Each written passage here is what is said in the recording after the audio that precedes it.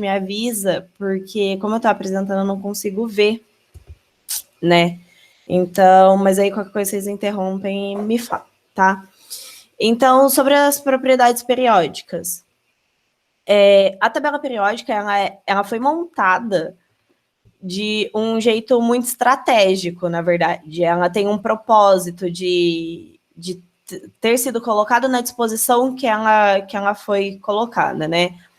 Deixa eu ver se eu não pensei nisso, mas pensando agora, deixa eu mostrar para vocês o primeiro tipo de tabela periódica.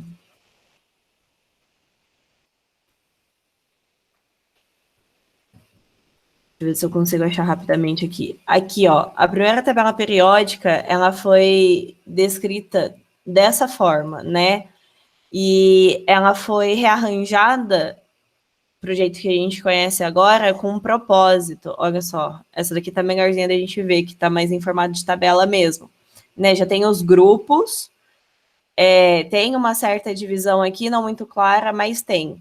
Algo que também interessante de chamar a atenção é que, por conta das propriedades periódicas que os elementos, né, à medida que foram sendo dispostos, foram apresentando, eles conseguiram deduzir que haveria alguns elementos faltando. Né? Então, por exemplo, aqui, deixa eu ver se eu consigo abrir essa imagem. Deixa eu dar um zoom aqui.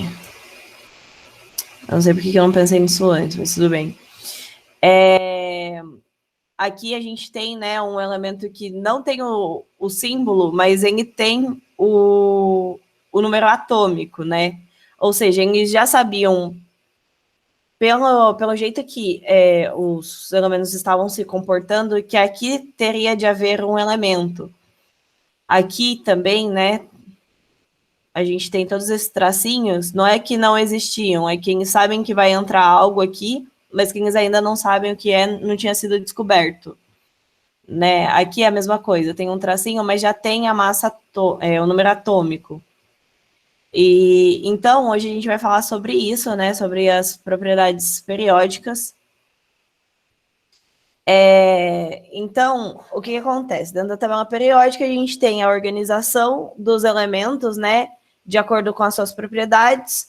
Ela é redigida de tal maneira que ela vai crescendo à medida que o número atômico aumenta. Então, o elemento 1 tem número atômico 1, né, que é o hidrogênio. O elemento 2 tem número atômico 2, que é o hélio. E aí, sucessivamente. Até por isso tem por conta da disposição, em função das propriedades periódicas, a gente tem aquele gap, né, aquele...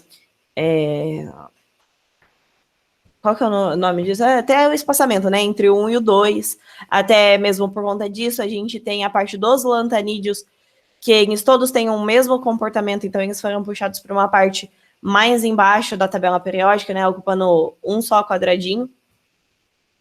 E eles, né, o número atômico dos elementos, eles vão crescendo ou, né, decrescendo em cada período. E aí a gente tem como propriedades periódicas principais o raio atômico, energia de ionização, afinidade eletrônica e eletronegatividade. A gente vai falar só sobre esses? Não, mas esses são os focos, são as propriedades que a gente vai focar hoje, porque a partir delas a gente consegue deduzir praticamente todo o restante, principalmente com a eletronegatividade. Então, aqui achei. Então, a gente tem, né, como a primeira propriedade, o raio atômico, né?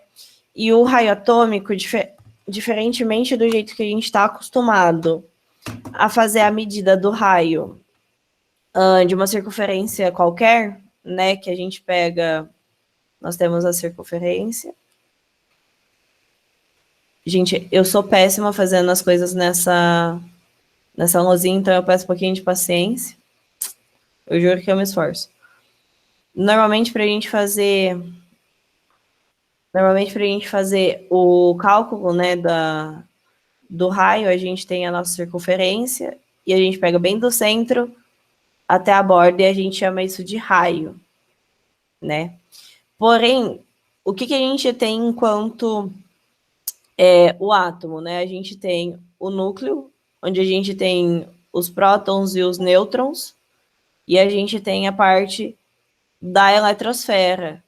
Então, isso daqui não é palpável, né? É uma densidade eletrônica. Então, como que seria possível a gente medir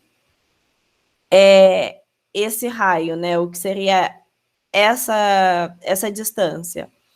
Eles fizeram o seguinte, eles colocam dois átomos iguais, né? Um do lado do outro, e eles fazem a medida do núcleo de um até o núcleo do outro, né? E aí depois divide por esse comprimento, né? Eles dividem por 2. E é assim que a gente faz o cálculo do raio atômico. Justamente porque, como isso daqui é densidade eletrônica, não tem como a gente medir algo que não é palpável, né? Opa. Então, a medida DEM é feita desse jeito. E aí, o que acontece? Falando em questão da variação dentro da tabela periódica, a gente tem o aumento de cima para baixo e da esquerda para a direita. Vocês podem ver pelas setinhas. Isso porque, né? Vamos pensar um pouquinho no comportamento da tabela periódica. A gente tem que, quando a gente vai descendo, né, na família, né, então nos grupos, a gente tem o aumento das camadas eletrônicas, né? Porque a gente vai ter cada vez mais elétrons, então vai ter a necessidade do aumento das camadas eletrônicas, né? Então ele vai se expandindo, porque a gente sabe que não pode ficar tantos elétrons numa só camada eletrônica, até mesmo em função da repulsão eletrônica, né? E também porque quando a gente. Isso, né, na família, né? E no período, ele vai aumentar da esquerda para a direita, porque quando a gente tem um número maior de prótons, né? Lembrando que a gente sempre vai ter o aumento do número eletrônico da esquerda para a direita. Então, se a gente está aumentando o número. Desculpa.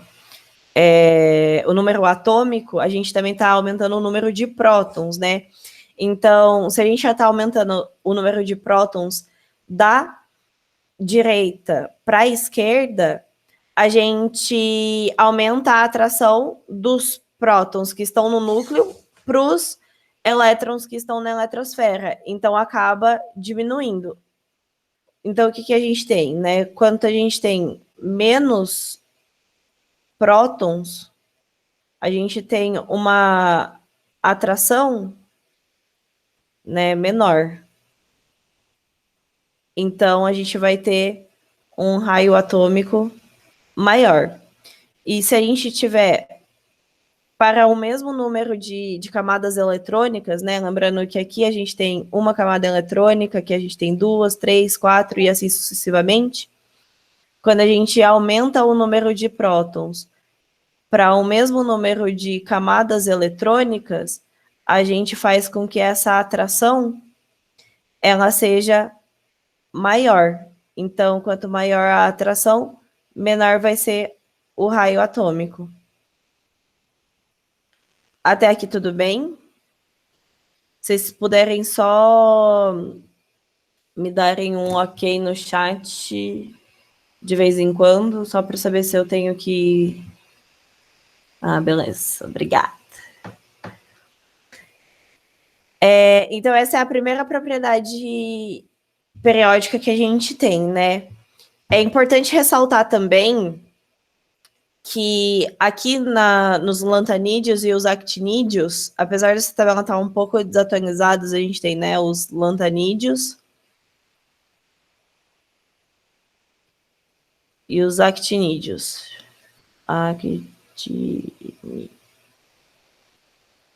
E eles têm mais ou menos o mesmo raio atômico. Isso por quê? Porque, ó, desse lado a gente tem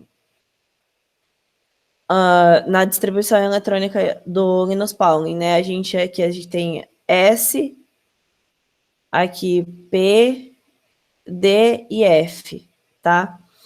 Na distribuição eletrônica, quando a gente termina no F, os orbitais F, eles têm mais ou menos o mesmo raio atômico. Não, vocês não precisam decorar isso, é só para vocês saberem o comportamento, tá? Ninguém pede raio atômico dos lantanídeos, mas para vocês entenderem o porquê deles terem todos mais ou menos o mesmo raio atômico, é porque quando a gente fala dos orbitais F, né, a gente está falando também de blindagem, né? Eles têm uma blindagem eletrônica maior. Então, o pessoal aqui dos lantanídeos e os actinídeos, eles sofrem algo que a gente chama de contração lantanídica. O que é contrair? É diminuir, né? Por terem maior blindagem, eles sofrem essa contração, né? Então, eles diminuem a ponto de ficar todos mais ou menos no mesmo tamanho. Por isso aqui não muda, tá? Então, só retomando, a gente tem o raio atômico, ele aumenta de cima para baixo e da esquerda para a direita, porque à medida que a gente desce na família, a gente aumenta os níveis energéticos, né, as camadas eletrônicas, e à medida que a gente vai para a direita, né, a gente tem um número menor de prótons dentro do nosso núcleo, né? Então, tem menos atração entre os prótons e os elétrons, tá? A segunda é a energia de ionização. Então, o que a gente tem que entender para a energia de ionização? Nós temos o nosso átomo, e ele é estável com um certo número de elétrons, né, nas camadinhas eletrônicas aqui dentro. E aqui a gente tem os prótons e os nêutrons. A energia de ionização, ela vai ser a energia mínima que eu preciso para tirar um elétron, né, do átomo no estado gasoso. E é muito importante isso, tá? É sempre no estado gasoso a energia de ionização. E aí, o que acontece? A energia de ionização, ela costuma ter um valor considerável. Por quê? Porque a gente tem o nosso átomo, né? Ele está no jeito mais estável possível, né? Que é com todos os prótons, todos os nêutrons e todos os elétrons, do qual, né, ele foi gerado. Então, na hora que para a gente arrancar a energia, para a gente arrancar esse elétron, a gente precisa colocar uma energia ali, né, para conseguir arrancar.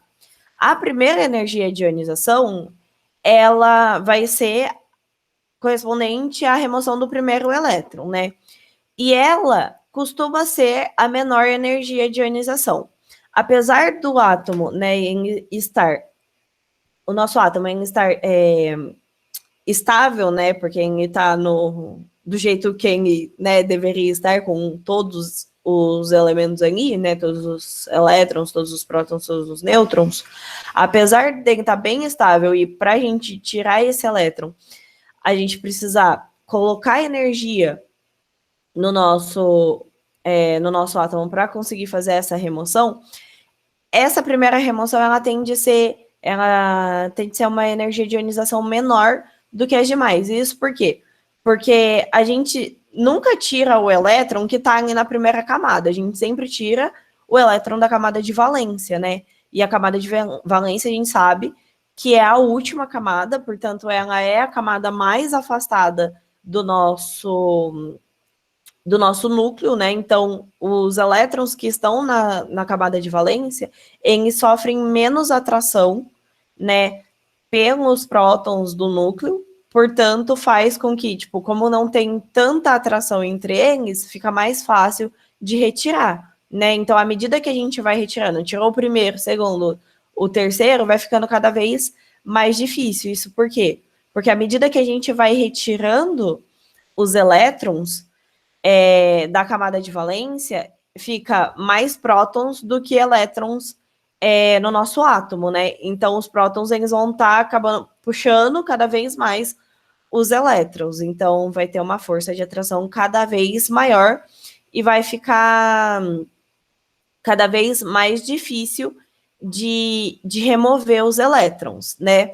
E aí, fazendo uma ponte da energia de ionização com o raio atômico que a gente acabou de ver, é que à medida que a gente vai tirando os elétrons, a gente também vai diminuindo o raio atômico. E isso porque a gente viu, quando a gente tem mais prótons no nosso núcleo, para o mesmo tamanho de eletrosfera, só que com menos elétrons, né, a gente tem um raio atômico maior. Por quê? Porque à medida que a gente vai tirando, nesse caso da energia de ionização, que a gente está falando de fazer a retirada dos elétrons, né, no estado gasoso, a gente está retirando esses elétrons, fazendo que a atração com o núcleo seja mais forte, e se cada vez eles estão tendo uma força de atração maior, quer dizer que eles vão ficando cada vez mais próximos, né? Então, se a gente está aumentando essa proximidade entre elétron e próton, a gente tem um raio atômico menor, né? Justamente pela força de atração. Então, e por isso também, né, que a gente tem que a retirada dos elétrons fica cada vez mais difícil, né, necessitando de cada vez mais energia, né? E por que a gente precisa colocar energia para fazer a retirada do elétron? A gente tem sempre que lembrar da regra do Lavoisier, né, que na natureza nada se perde, nada se cria, tudo se transforma. Então, o elétron, ele tem a sua carga, né, que é a carga negativa. Para a gente tirar algo, né, que está negativo ali, que possui a sua carga e, portanto, possui, por exemplo, se a gente colocar quando os átomos eles são excitados e os elétrons pulam para uma camada mais distante, né, no teste de chama, por exemplo, quando a gente coloca o sal ali para aquecer no teste de chama, e aí ali muda a cor, o que aconteceu? Os elétrons, eles foram para uma camada mais distante, né, eles foram excitados, pularam para uma camada superior, mais afastada, e na hora de retornar, essa energia que eles receberam em forma de calor para conseguir pular de camada, eles liberam em formato de fóton, que é o que faz mudar a cor da chama, né? E aí, nesse caso, o elétron tem a sua energia. Para conseguir tirar, a gente tem que inserir energia para o sistema, porque aí vai equilibrar o sistema, né? A mesma energia que você está retirando, você vai estar colocando de volta no sistema, né? E aí cada vez mais difícil. E também, né, em função do rompimento da energia, do rompimento necessário para fazer, da energia necessária para fazer o rompimento de atração entre elétrons e prótons, né? Além disso, algo que a gente tem que levar em consideração quando a gente fala de energia de ionização é que quanto maior for o átomo, menor vai ser a energia de ionização, né? Ou seja, a energia de ionização, ela segue exatamente o caminho contrário do raio atômico. Por quê? Porque quando a gente tem raios átomos maiores, né, a gente tem energia de ionização menor, justamente pelo fato da gente ter uma maior distância entre o elétron e o nosso núcleo, né? Então, se a gente considerar o elemento da mesma família, né, ou no mesmo período, eles vão conforme aumenta o número atômico, menor será as energias de ionização, né? Exatamente pelo afastamento. Então, se a gente tem o raio atômico, perceba que aqui, ó, nessa representação da tabela periódica, a gente tem o raio atômico sendo mostrado, né, pela ilustração, e a gente tem o maior raio atômico aqui na família 1, né, e o menor raio atômico no grupo 18, né, que é os gases nobres, e aqui, né, o hélio, ele tem o menor raio atômico, né, e portanto ele vai ter também, perdão, ele vai ter também a menor energia, a maior energia de ionização pelo fato dele ser muito pequeno e sofrer os dois elétrons dele, né, que estão ali na primeira camada, sofrerem muita atração pelos prótons, tá? Tudo bem?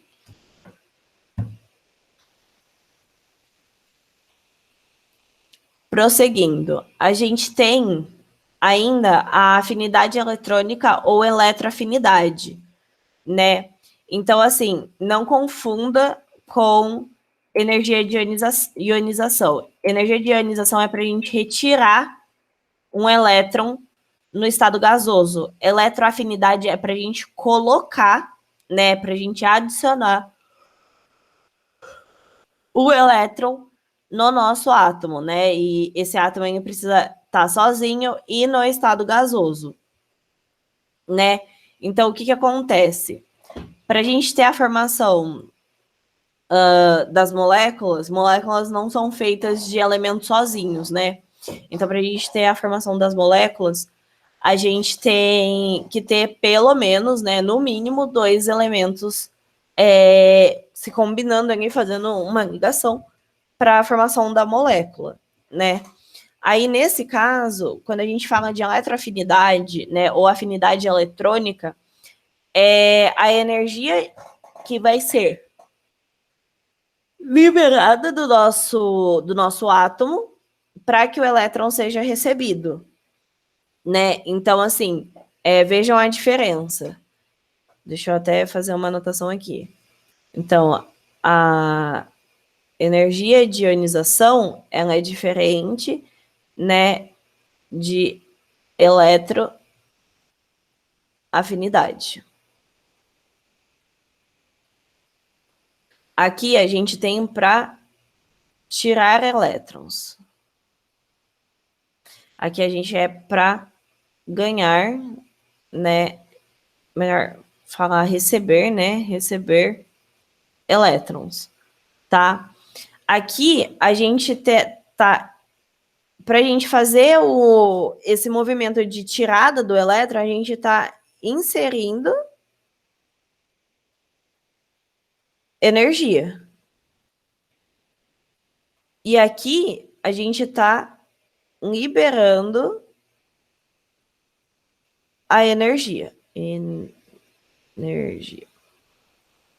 Tá? Então, a afinidade eletrônica ou eletroafinidade é para a gente conseguir colocar o elétron no átomo, né, que está sozinho no estado gasoso, tá?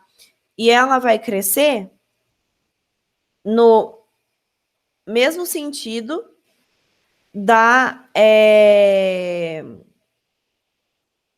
ela também vai seguir no sentido contrário do raio atômico, né? Então, ela cresce variando da direita para esquerda, desculpa, da esquerda para a direita, de baixo para cima. Por quê? Porque quando a gente tem um raio atômico menor, mais aquele átomo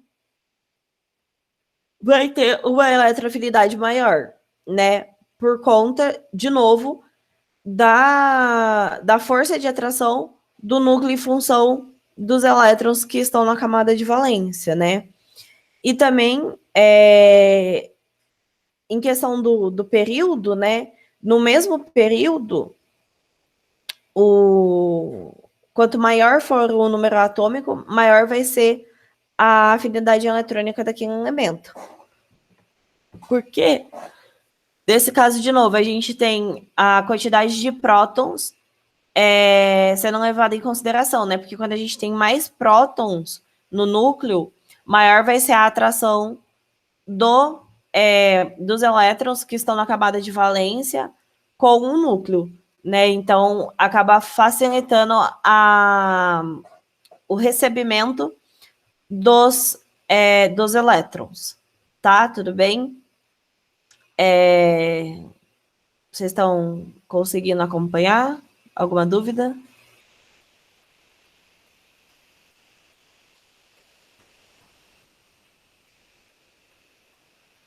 Qualquer coisa vocês escrevem aqui no chat para mim, por favor.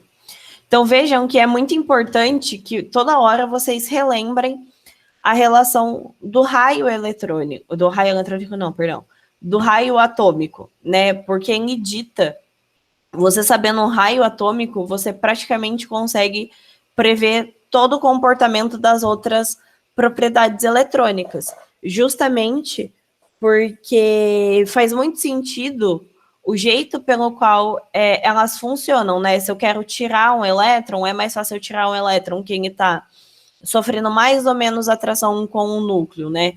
Se eu quero colocar um elétron, é mais fácil eu colocar um elétron que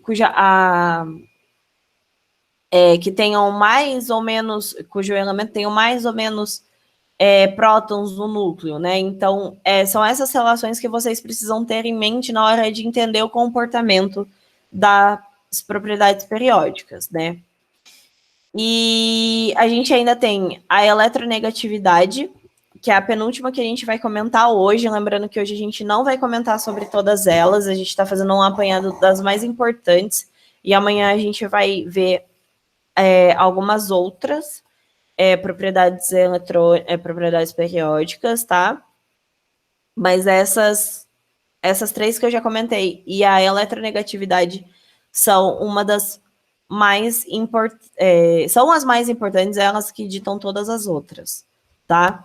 Então, a eletronegatividade, ela dita, né, a tendência do átomo em atrair um elétron para ele, né? Então, tipo, quando tá fazendo uma ligação química, né, para fazer a formação de uma molécula, a gente precisa fazer a combinação de elementos químicos, né? Então, essa combinação de elementos químicos, elas são as nossas ligações químicas. E quando a gente tem, né, a ligação iônica, vocês vão ver isso mais para frente, quando a gente tem a ligação iônica, a gente está falando da doação de elétrons, né? Mas na ligação covalente, a gente tem o compartilhamento de elétrons, né? Mas sempre tem um elemento cuja densidade eletrônica vai pender mais para ele, né? E esses elementos são os elementos mais eletronegativos, né? O que quer dizer a eletronegatividade? É esse poder de atração do elemento, né, do átomo em si, de puxar os elétrons para ele.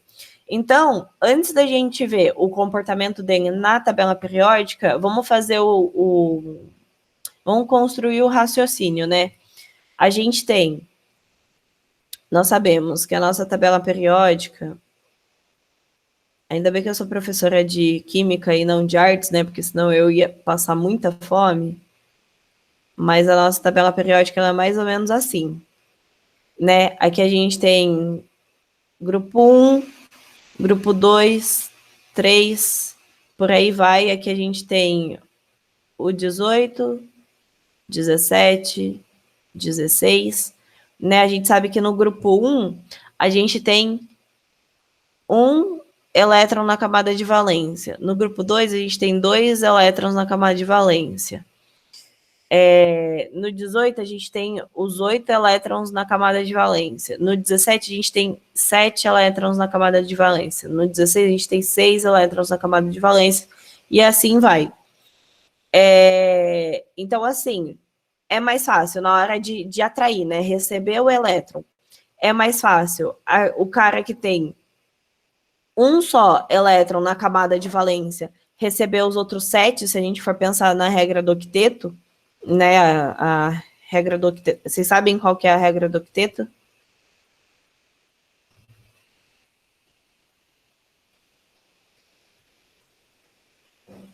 Não? Tá.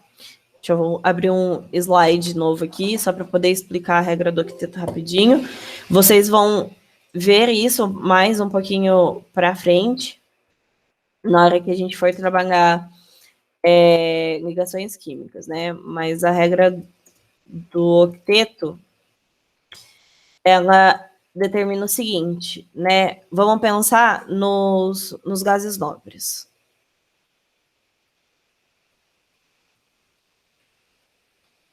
os gases nobres, eles são meio que, tipo, eles são quase que não reativos, né, com os outros elementos, eles não combinam com outros elementos, quase nunca, porque eles têm a camada de valência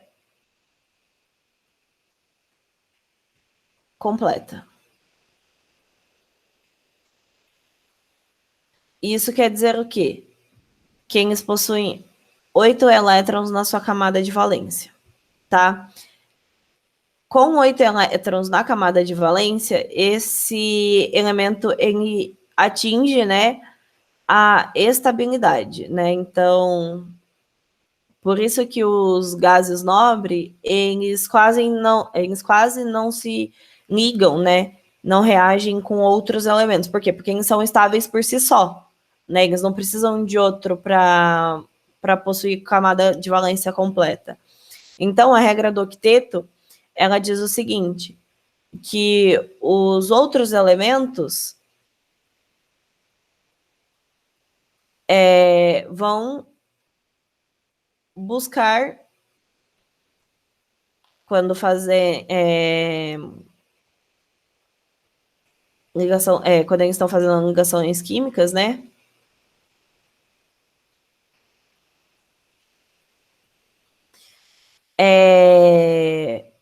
Ter, né, esses 8 elétrons na camada de valência. Então, por exemplo, quando a gente tem o sal de cozinha, o NaCl, a gente tem o sódio, que é da família 1, então ele tem um elétron na camada de valência. E a gente tem o cloro, que é do grupo 17, então ele tem 7 elétrons na camada de valência. É mais fácil para o sódio perder esse um elétron na camada de valência e ficar... Qual que é a distribuição do sódio? Ele é 1s2, 2s1. Tá? Ele tem... Hoje... Não, perdão, não é isso não. Ele tem mais... Esse daqui é um lítio. O sódio, ele tem... Acho que são... agora eu não lembro de cabeça qual que é o número. Deixa eu pegar o número eletrônico. Que legal, não tem aqui também. Deixa eu só pegar o número atômico do sódio aqui, rapidinho.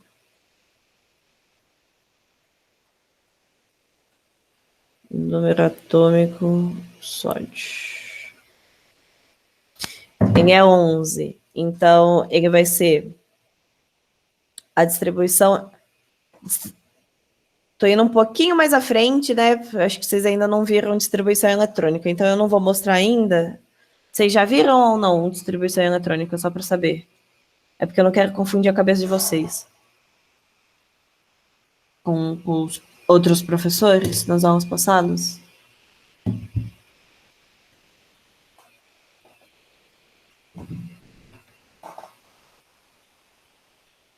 Deixa eu ver. Bom, distribuição de Linus Pauling. Não? Tá, então a gente vai precisar comentar sobre isso. Não vou falar agora, tá? Porque isso leva um pouquinho mais de tempo. Se eu ver que eles não abordaram ainda e não vão abordar, eu ensino amanhã. Mas só para vocês entenderem, a gente tem apenas um elétron na camada de valência. Quando ele perde esse um elétron na camada de valência, a camada anterior, ela tá cheia, né? Porque se ela não tivesse cheia, esse um único elétron não teria ido para a camada de valência. Enquanto o cloro ele tem 7 elétrons na camada de valência. Então, vai ser mais fácil para o sódio perder um elétron ou o cloro perder 7. É mais fácil o sódio perder 7, né? Porque ou ele... Desculpa, perder 1. Porque ou ele perde 1, ou ele tem que ganhar 7 elétrons, né? E no caso do cloro em ou perde 7 ou ganha um elétron. Então, é mais fácil o sódio perder esse um elétron pro cloro do que o inverso, né? Então, é sobre isso, né? Tipo, quem que vai ter uma tendência maior de perder, de atrair esses elétrons. No caso que eu acabei de mostrar para vocês entre o que acontece, né, no cloreto de sódio, que é o nosso sal de cozinha, o cloro ele é mais eletronegativo do que o sódio, porque na hora de fazer isso, o elétron que está no sódio vai para o cloro, né? Então, como que é o comportamento da eletronegatividade dentro da tabela periódica? Ela aumenta de baixo para cima e da esquerda para a direita. Isso por quê? Porque, ó, nos grupos, né, nas famílias, a gente tem aqui o aumento de elétrons na camada de valência, né? Então, se a gente tem um aumento na camada de elétrons na camada de valência, quer dizer que eu vou precisar ir tirando cada vez mais elétrons, né? Então, é mais fácil eu receber uma quantidade menor do que retirar uma quantidade maior. E de baixo para cima, também, de novo, em função do raio atômico, né? E aí, é interessante vocês verem nesse desenho aqui, que veja que nesse caso, os gases nobres não se aplicam. Quer dizer que eles não têm eletronegatividade? Por quê? Porque assim como eu comentei com vocês, lá no começo, no slide anterior, os gases nobres eles já são muito estáveis entre eles, né? Eles já têm a camada de valência completa. Se eles têm a camada de valência completa, eles não vão estar atraindo os elétrons, né? Então, a eletronegatividade não se aplica. Então, na hora de vocês definirem quem é o elemento mais eletronegativo, pelo amor de Deus, não vai só na onda de esquerda para direita, de baixo para cima, tá? Porque senão vocês vão acabar caindo no hélio e os gases nobres não se aplicam na eletronegatividade. O nosso elemento mais eletronegativo é o flúor, tá? E aí, o que acontece? Todos os outros vocês não precisam decorar quem é o mais e qual é a ordem deles, porque é tudo deduzível, assim, né? E para efeito de comparação, o exercício ele precisa trazer informações que dê para você comparar. Todos com exceção da eletronegatividade. A eletronegatividade, é importante que vocês saibam esse macete aqui, sendo esse o mais eletronegativo e esse o menos eletronegativo. Eu sei que tem uma frasezinha, deixa eu ver se eu acho essa frase, mas eu nunca consegui decorar a frase, porque ela é muito maior, mas fui ontem, alguma coisa assim, peraí, frase de eletronegatividade. Aqui. Fui ontem no clube, briguei e saí correndo pro hospital. Tem essa, lógico que tem outras, mas eu sempre decorei com FON, Clor, Brisk, pH mesmo. Então, é importante que vocês aprendam. Eu não posso falar decorem, né? Porque decore o aluno que decora ele não aprende, então eu prefiro que vocês aprendam, sendo sempre o flúor mais eletronegativo do que todos os outros elementos da tabela periódica. Mas como que vocês podem aprender? Sempre levando em consideração o número de elétrons na camada de valência, né? Então, em comparação em alguém que tem 7 elétrons na camada de valência com alguém que tem 2, quem que vai ser mais eletronegativo? Aquele que tem mais elétrons, né? Porque a chance dele atrair um elétron do que perder todos os que ele já tem é muito maior, tá? Até aqui tudo bem? Vejam que ele também, né, a eletronegatividade ela aumenta no sentido contrário do raio atômico. Até aqui, tudo bem?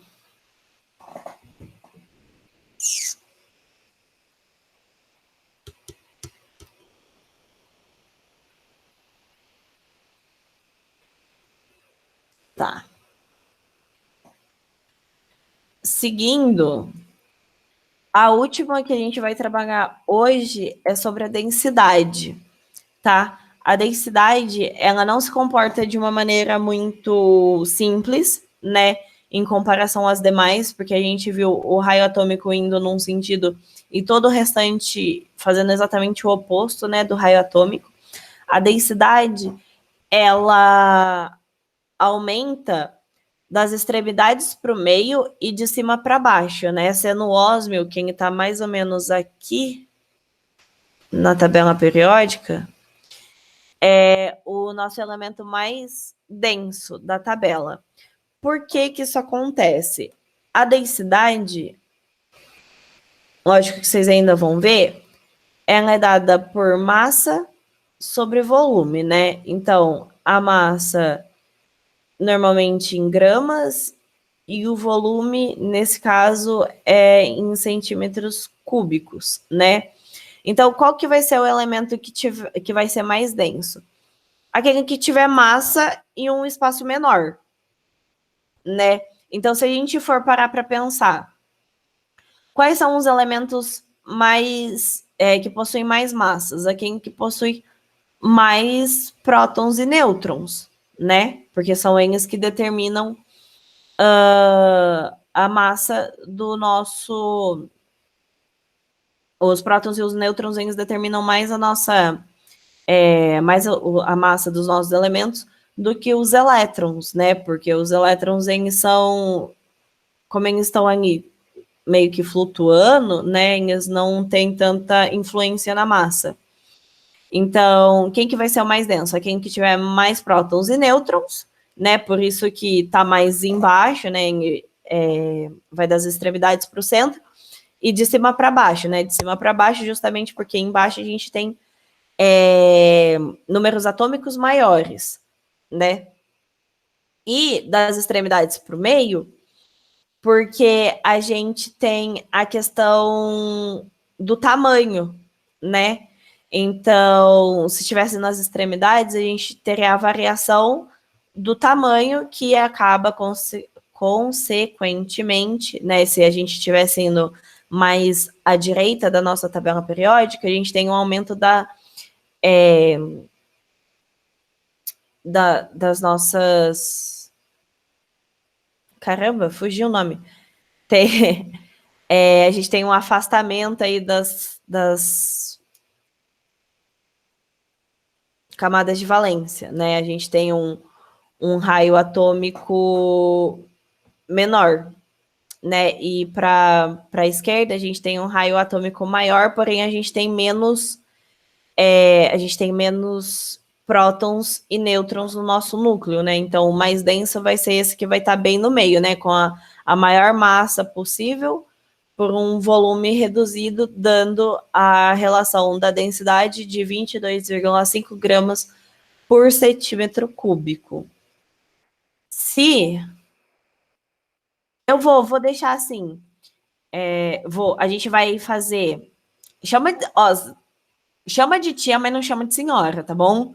Pelo amor de Deus. Eu tenho 22 anos, eu não respondo por senhora.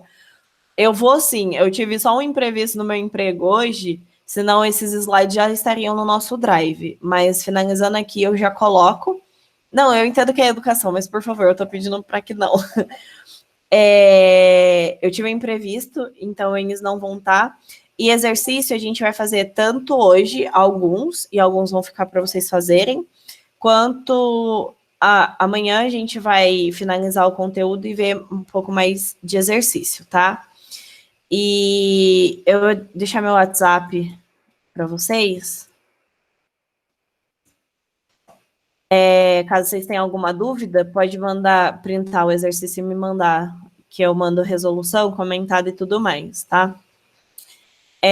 Até aqui, que a gente viu, tá ok? Porque aí eu já puxa o exercício para a gente poder fazer, que a gente ainda tem 15 minutinhos?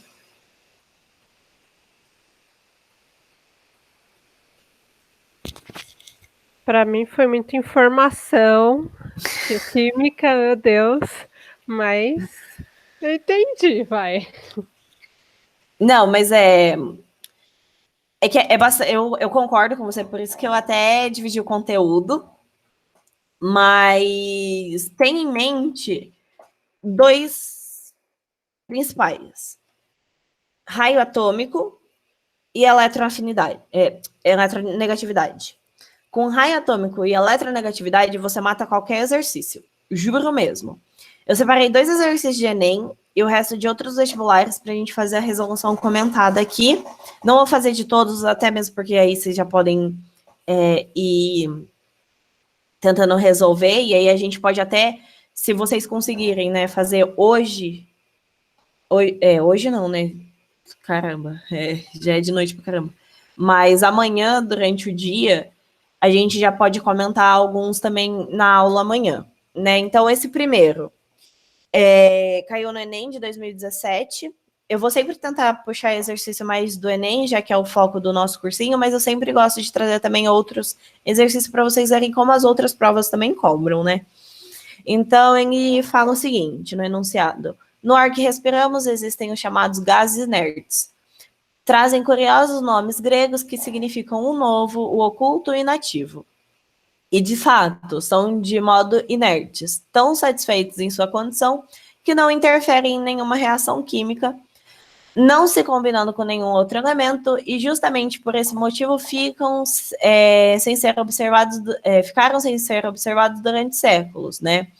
Só em 1962, um químico, depois de vários experimentos, conseguiu forçar o estrangeiro, que é o xenônio, né? Quem está lá nos gases nobres, né? A combinar-se fugazmente com o flúor, ávido e vivaz. E a façanha pareceu tão extraordinário que lhe foi conferido o prêmio Nobel. E aí ele fala o seguinte: qual é a propriedade do flúor, né, que justifica ele ser o reagente para esse processo, né? Então, vamos pensar, se a gente não tivesse acabado de ver as principais propriedades, a gente tem que pensar que o flúor, porém, o que confere a capacidade dele de ser muito reativo, né? É justamente a eletronegatividade dele, porque por ele ter uma eletronegatividade a mais alta da tabela, né? O flúor ele apresenta eletronegatividade igual a 4, né? O sódio, se eu não me engano, é 1,7, tipo, é muito baixo, sabe? Então, ele tem a eletronegatividade mais alta. Então, por ele apresentar a eletronegatividade mais alta, faz com que ele seja muito reativo, né? Então, nesse caso, a gente tem a alternativa C como certa. Mas vamos lá analisar as outras. Um elemento em ser denso justifica em ser colocado para reagir, tipo, só porque ele é mais ou menos pesado, né? Pesado, porque não é exatamente esse termo, né? Ser mais denso do que outro, justifica a reatividade dele? Pô, não justifica, né? A gente vê tantos outros. Os próprios metais, né? Que são muito mais reativos e não são nem um pouco denso, né? A condutância. Ele conseguir ou não conduzir, né, eletricidade faz com que ele seja reativo? Não necessariamente, né? Estabilidade nuclear. Se ele fosse tão estável, ele não seria tão reativo, né? Então já não pode ser. E temperatura de ebulição muito menos, porque a gente não está colocando ele para aquecer, a gente está colocando ele para reagir, né? Então a eletronegatividade e a reatividade dos elementos, eles estão conectados, tá? Então, nesse caso, alternativa C, né? Outro exercício do Enem também, sempre, podem ver quem sempre acaba colocando um textinho antes, Normalmente eu falaria para vocês irem direto para as perguntas, para as alternativas do que para o texto, para poupar tempo do Enem de vocês, tá? Mas nesse caso a gente precisa ler para entender o que quem está perguntando, né? Então, o cádmio, que é o que está presente nas baterias, pode chegar ao solo quando esses materiais são descartados de maneira irregular no meio ambiente, ou quando são incinerados. Incinerados quer dizer queimados, tá, gente? Então, a gente tem aí uma reação de combustão. Então, diferentemente da forma metálica dele, né? Então, a forma que é encontrado na natureza, que é a forma mais estável dele, que é o que a gente, tipo assim, na tabela periódica, a gente tem todos eles em formato... Opa, arrisquei no lugar errado. A gente tem em formato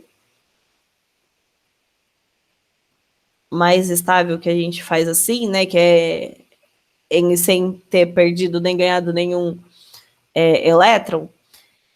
Os íons, né, de CD2, então de cádmio 2+, são extremamente perigosos para o organismo, porque eles podem substituir os íons de cálcio 2+, né, que acaba ocasionando uma doença degenerativa dos ossos, tornando os ossos mais porosos, causando dores intensas nas articulações, né.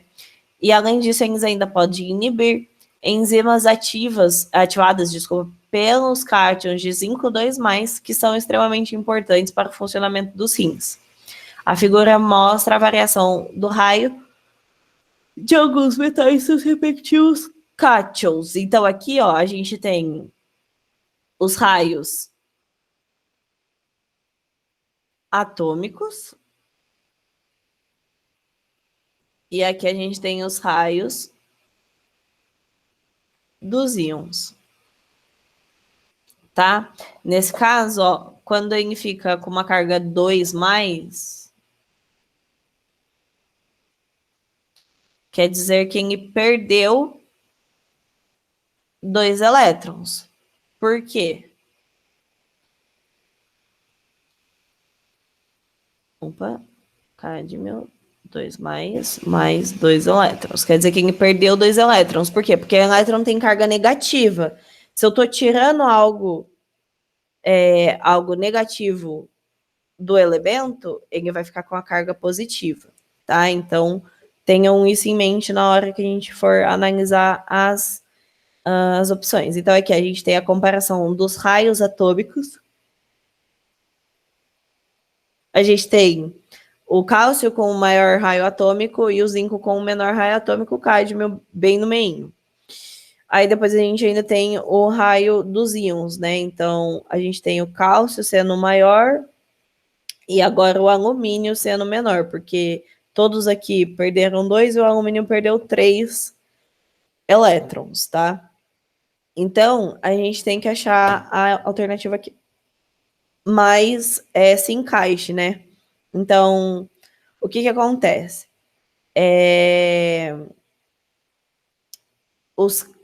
Os cátions, a questão do cádio, né? Ele fala na letra A, apresentar baixa energia de ionização que favorece a formação de íons e facilita a sua ligação com outros compostos. Energia de ionização tem a ver com a facilidade de ligação? Não, né? Porque a gente viu que energia de ionização, ela diz a respeito da remoção de elétrons no estado gasoso, né? E além disso, ele não deu para a gente a energia de ionização em comparação aos outros. Tudo que ele deu aqui foi raio atômico. Então, a letra A não pode ser. A letra B. O cádmio, né, possuir a tendência de atuar em processos biológicos mediados por cátions metálicos com carga que varia de +1 a +3. Não, porque aqui está todo mundo variando com carga +2, assim como foi sinalizado tanto na nossa imagem quanto no nosso texto. Então, letra B também não pode ser. Apesar do alumínio aqui em ter carga +3, ele não foi citado no nosso texto, né? Então, no nosso texto, citou apenas os íons com carga +2. Então, o cádmio não poderia substituir o alumínio, no caso. Letra C. Possuir raio e carga relativamente próximos aos de íons metálicos que atuam nos processos biológicos, causando interferência nesse processo. Essa daqui está correta, que é justamente o que fala diretamente aqui no texto.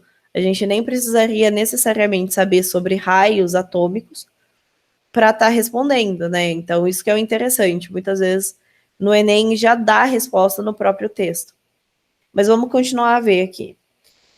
Letra D, né? Apresentar raio iônico grande, permitindo que ele cause interferência nos processos biológicos que, normalmente, os íons menores participam. Ele realmente tem o íon,